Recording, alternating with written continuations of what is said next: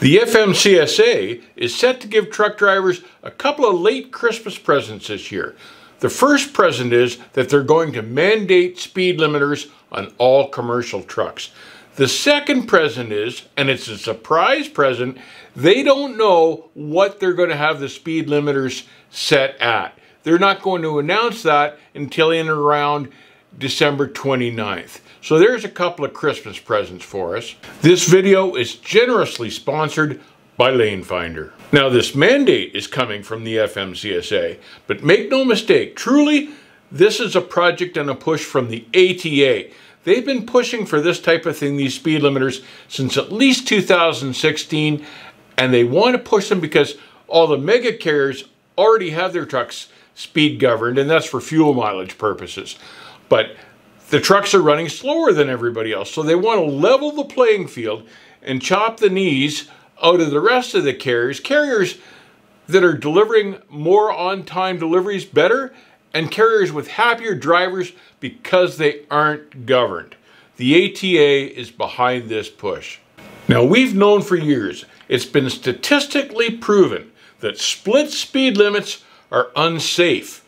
But the FMCSA is just going to toss those statistics aside because they're out to prove that the S in FMCSA is not about safety. They're just going to forget about safety and cave to the ATA and the different lobby groups.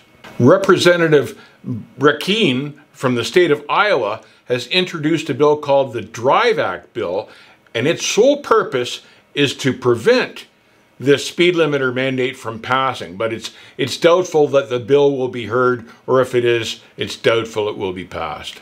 Lanefinder is the ultimate job platform to help drivers find the jobs that they want.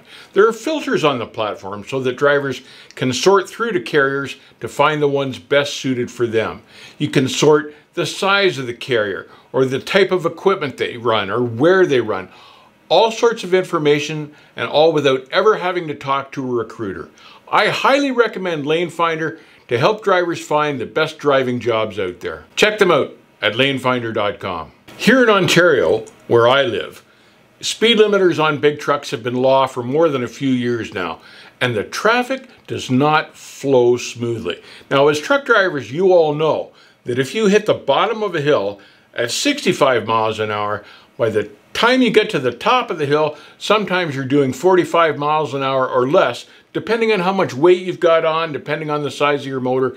There's no doubt, though, that the trucks slow down going uphill. So you can imagine the way four-wheelers drive now, distracted driving, looking at their cell phones, they're not paying attention. You can imagine the number of rear-end collisions we're having just because of distracted drivers and the four-wheelers just not paying attention. And then you get into the situation where when the trucks are speed governed, they can't pass one another. So on a 3-lane road, like the 401, our biggest highway, you get the right 2 lanes blocked by traffic with trucks trying to pass each other, and they simply can't do it because they're limited with their speed. It's been an awful system for Ontario. On top of that, in Ontario, we have noticed, particularly with the new drivers, that they have a tendency now, because they can't go as fast as they want on the highways, they're going faster in low speed zones like in towns and through school sections and stuff like that, because they're trying to make up for the lost time that they feel they've lost on the highway. And when they're paid by the mile, they're incentivized to drive as fast as they can to do as many miles as they want. I am sorry to see the US starting down this path. Speed limiters basically take away a truck's ability to pass another truck. So it's just downright annoying on the interstates, and it's just downright dangerous on the 2-lane roads. It seems that the FMCSA and the ATA really want to control every aspect of a driver's life. They've taken away all a driver's freedom. And then the ATA carriers wonder why no one wants to work there, why they've got such a turnover problem. It's because they've taken away the driver's freedoms. Now, tens of thousands of drivers left the trucking industry when they mandated in the ELDs. Thousands more will leave the industry simply because of these speed limiters. Stay safe, keep the rubber side down.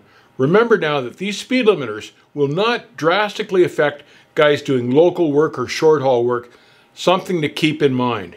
If you enjoy our content, Please subscribe, keep the rubber side down, and I'll see you on the backhaul.